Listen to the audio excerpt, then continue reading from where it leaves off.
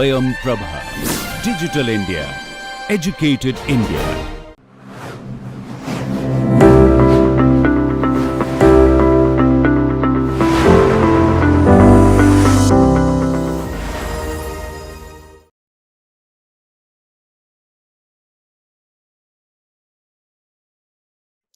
Hello everybody. So as I had told you in the last class, in today's class we will be looking at climate types and its classification. So we will be looking at two ways in which the climate is classified. So in this class we will look at what controls the climate, how is climate classified, what have been the methods, and what is this Köppen climate classification, the most widely accepted way of classifying climate in the world, the major vegetation zones by Candolle, which comprises of tropical moist climate, dry climate, moist mid-latitude climate with mild winters, moist mid-latitude climate with cold winters, and the polar climate. We'll also look at Thornwaite classification, and we will also touch upon climate zones of India, but this time this class is primarily on Köppen climate classification and climate classification based on vegetation of the place. So what controls climate? So we will talk about what controls climate, but there are a few things to consider. First up, it's where you are on Earth. Where is your location? That is your latitude. Then how high you are above sea level. That's elevation. Also, how close you are to big bodies of water or mountains. The way air moves around over a long time also plays a part. And let's not forget about the oceans, their currents. These make a lot of difference too. All these things work together to decide how hot or cold and how rainy or snowy or arid a place can get. And that in turn affects what plants and animals can live there. So climate actually controls a lot in a region.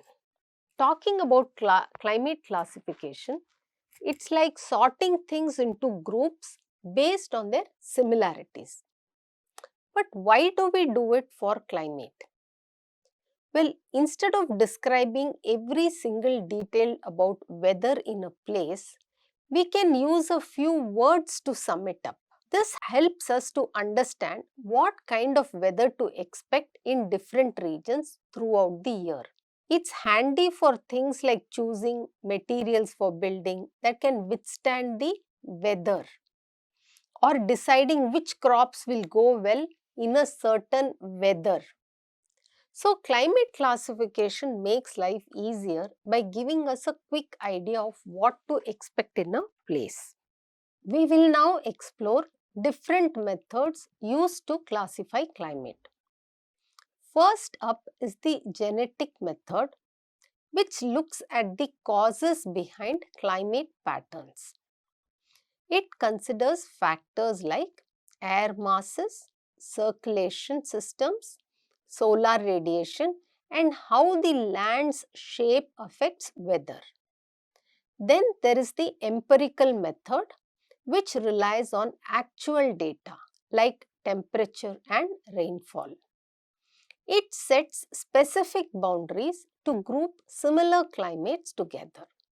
So, if two places have similar weather patterns, they will be grouped together.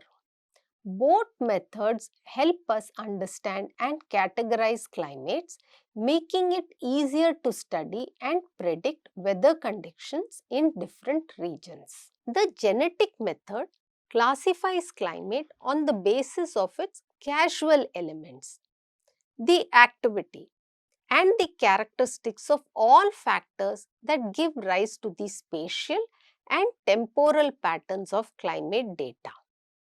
They are qualitative, so that climatic regions are designated in a subjective manner rather than as a result of the application of some rigorous differentiating formula.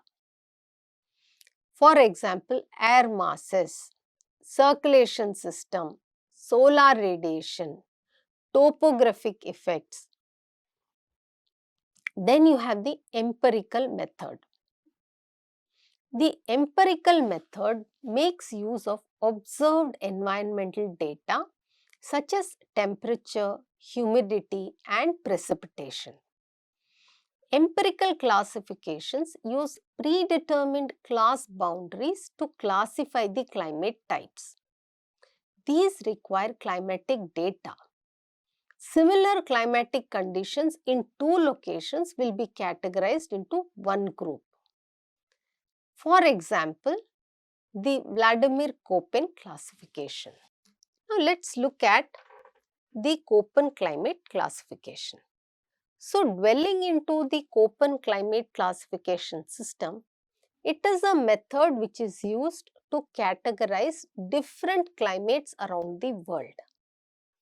Originally this was developed by Koppen, but later this was refined by Geiger and Pohl in 1953.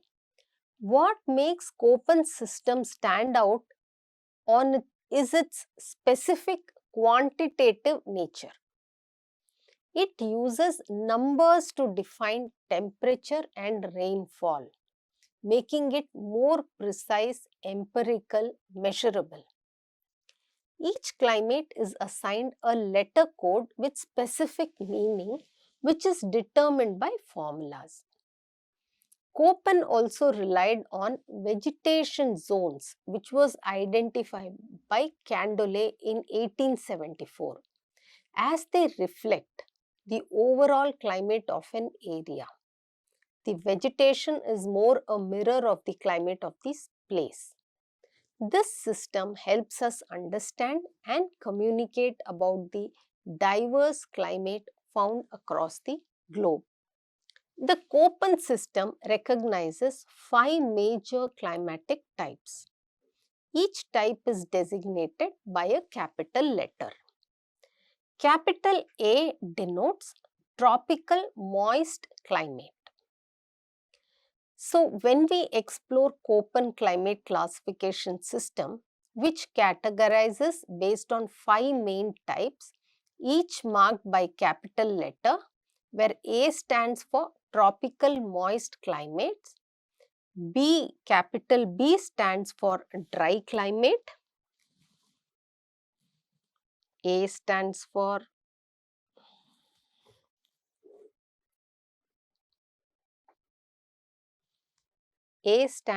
tropical moist climate, B stands for dry climate, C stands for moist mid-latitude climate with mild winters, and D stands for moist mid-latitude climate with cold winters, E stands for polar climates, and H for cold due to elevation. So, you notice how A, C, D and E represent humid climates.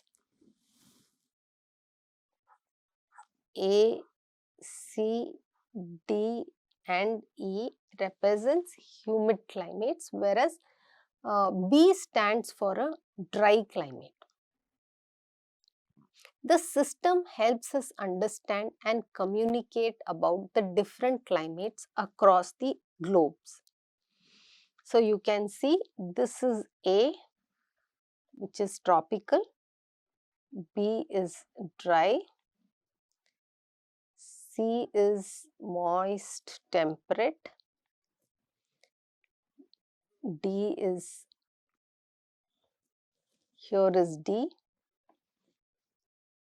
and E is polar. I need to change the color.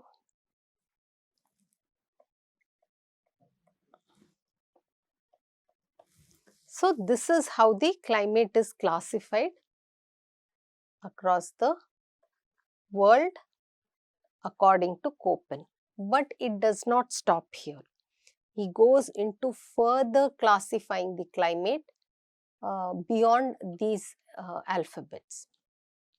So, the modified Köppen system describes 5 major climate groups: A. Tropical humid, B is dry, C is mild mid-latitude, D is severe mid-latitude, E is polar, and H is highland. These are further subdivided into a total of 14 individual climate types along with the special category of highland climate. Now, when these subdivisions, they totally come to 14 climate types, and these have subcategories. For example, A, which is tropical humid, is further divided into tropical wet, tropical monsoon, and tropical savanna. Each of this is given a particular alphabet. Tropical wet is AF, tropical monsoon is AM, tropical savanna is AW. The dry climate is subdivided into subtropical and mid-latitude. Subtropical is classified as desert type and steppe type with their own notations or indications. The mid-latitude is further classified as desert and steppe. Again, they have their classification. Mild mid-latitude is classified as Mediterranean, which comprises of 2 classifications: humid tropical, marine west coast, each with 2 sub-classification. Severe mid-latitude is further classified into humid continental and subarctic, both with 4 plus 4, 8 classification. Polar is classified as tundra and ice cap, and highland is only highland. So, the major climate groups are these: A, B, C, D is. Then you have the climate type, and then you have the subtype of the climate. You have the climate type, and then this is the subtype. So, for C and D climate, the subcategories is A is warmest and D is coldest. For C and D, you have warmest and coldest. So, you have a range. The seasons of dryness are indicated by small letters M, F and S, where F is no dry season, M is monsoon climate, W is winter dry season, and S is summer dry season. The capital letter S and W are employed to designate the two subdivisions of dry climate, which is semi-arid or steppe, known as S, and arid or desert, which is W. Like this, there is classification done based on the climate indicated with alphabets. So, this is how, after classifying, the whole world temperature weather is classified like this as per Köppen classification, with all the classifications placed here.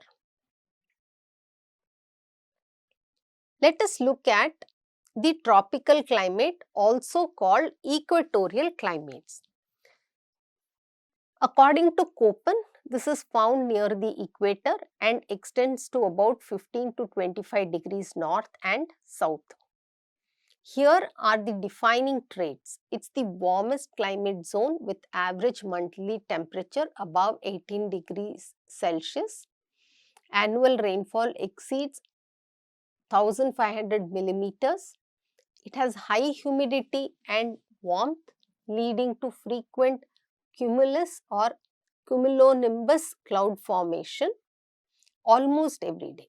This climate nurtures lush rainforests and diverse ecosystems. Understanding tropical climate helps us appreciate their importance and how they support life on our planet. Within the tropical zone, we find three subcategories, each based on temperature and dryness. First is AF climate, which is characterized by humid conditions with rainfall exceeding 6 centimeters even in the driest month. Precipitation is evenly spread throughout the year and temperatures show little daily variations. Next, the AM climate represents a monsoon pattern with a brief dry season but overall wet conditions throughout the year, fostering dense forests. Lastly, the AW climate features a winter dry season W with at least 1 month seeing less than 6 centimeters of rainfall. Despite this dry spell, temperatures remain consistently high throughout the year. Understanding these subcategories will help us grasp the diversity within tropical regions.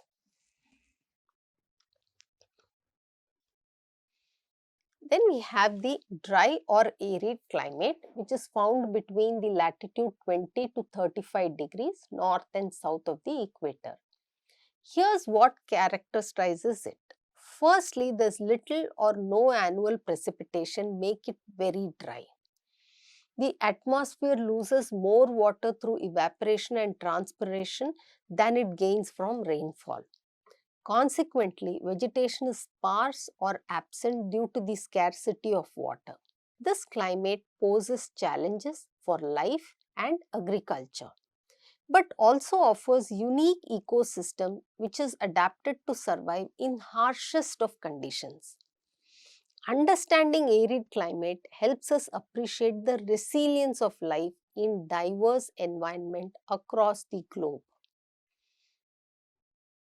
Within the dry type B climate, there are hot H and cold K zones leading to 4 distinct types. Firstly, BWH represents the subtropical desert climate, while the average annual temperature surpasses 18 degrees Celsius. Next, BSH signifies the subtropical steppe climate, with mean annual temperature also above 18 degrees Celsius. Moving to the cold zones, you have the BWK, which denotes the mid-latitude cold desert climate. This is characterized by mean annual temperatures below 18 degrees Celsius. Lastly, BSK refers to the middle latitude and cold steppe climate, where the mean annual temperature remains below 18 degrees Celsius. Understanding these subcategories help us grasp the diversity within dry climates. Then you have the temperate climate or mesothermal climate. Temperate or mesothermal climate are found within latitudes 30 to 50 degrees north and south of the equator. They are characterized by warm summers with high humidity and mild winters. The warmest month typically exceeds 10 degrees Celsius, while the coldest month falls between 18 degrees and 3 degrees Celsius. These climate zones are often situated along the edges of continents, particularly along eastern and western coastlines. Understanding these climates help us recognize the enjoyable variations in weather patterns experienced in such regions. The temperate climates occupying latitudes between 30 to 50 degrees north and south of the equator exhibit 3 primary precipitation-based classifications. In the CF climate, rainfall persists throughout the year, with the driest summer month receiving over 12 inches of precipitation, akin to Western Europe. Contrastingly, the CW climate experiences dry winters with 10 times more rainfall occurring in the wettest summer month compared to the driest winter month. Conversely, the CS climate is characterized by dry summers with 3 times more rainfall in the wettest winter month than the driest summer month, and less than 1.2 inches of precipitation in the driest summer month. This pattern mirrors Mediterranean climates. These distinctions, alongside variations in temperature such as warm summers, cold winters, and abbreviated cold summer periods, these delineate the nuanced diversity within the temperate regions. Then you have the continental climates. Continental climates are commonly found between latitudes 40 and 75 degrees north and south of the equator. Though they are rare in the southern hemisphere, here's what characterizes them. The warmest month averages about 10 degrees Celsius, while the coldest month falls below 3 degrees Celsius. These climates often occur in the heart of continents. Summers are typically warm to cool, while winters they tend to be very cold. Understanding continental climates help us appreciate the distinct seasonal variations experienced in these interior regions, which can influence everything from agriculture to daily life. The continental climate zone is divided into 3 main categories according to precipitation. You have the continental dry summer, which is DS, continental dry winter, which is DW, and continental humid zone, which is DDF. Like temperate climates, they are further subdivided according to temperature. DFA denotes hot summer humid continental climate. DFB denotes warm summer humid continental climate. DFC denotes subarctic climate, and DFD denotes extremely cold subarctic climate. DSA denotes hot, dry summer continental climate. DSB denotes warm, dry summer continental climate. DSC denotes subarctic climate, and DSD denotes very cold subarctic climate.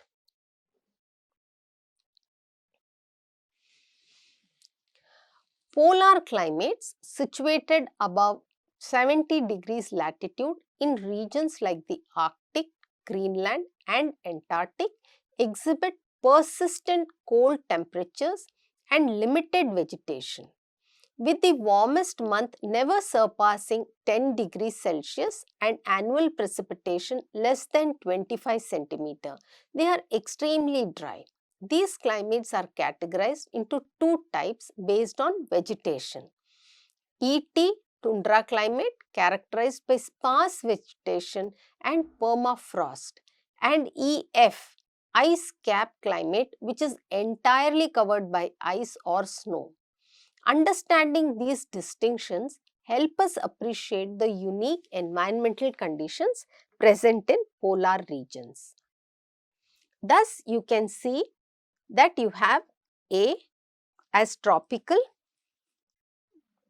which is classified as rainforest, F, M monsoon, W savanna dry winter, S savanna dry summer.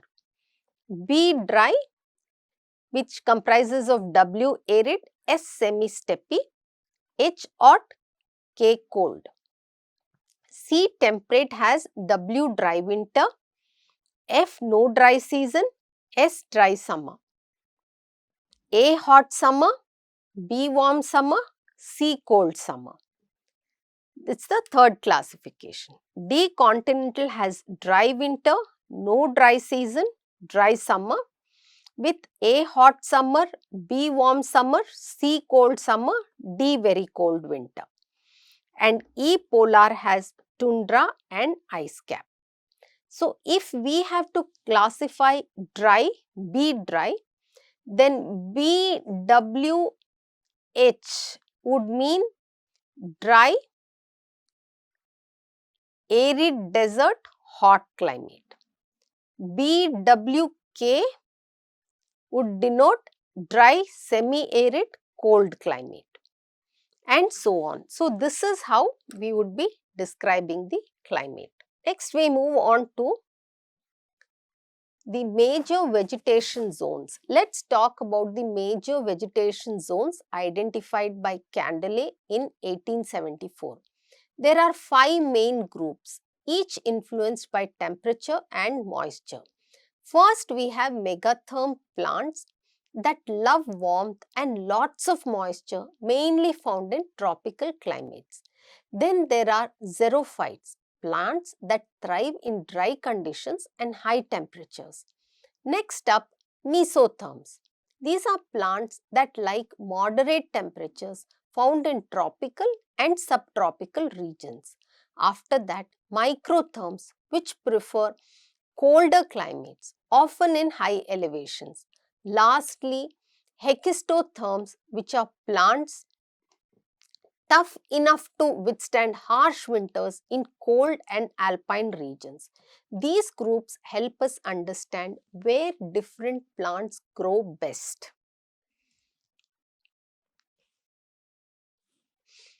So, the Thornwhite, he was an American climatologist, and he introduced his classification of North American climates in 1931 and expanded it to cover global climates in 1933 with a revised version in 1948. His system, like Köppen's, relies on empirical data. Thornwhite emphasized the role of natural vegetation in indicating climate and recognized precipitation, temperature and evaporation as key factors. He used precipitation and temperature effectiveness to delineate climatic boundaries. By considering these factors, Thornwhite's scheme offers insight into the complexities of climate, highlighting the interplay between natural elements and their influence on regional climates worldwide. With this, we have seen how climate is classified, at least on 3 different bases, and how Köppen's climate is notified, because Köppen's climate classification is accepted worldwide, and how to denote it, its classification, subclassification and third level classification also we have seen. With this, we stop today's class, and in the next class we will see how India is classified and the acceptable terms in the Indian context. Thank you.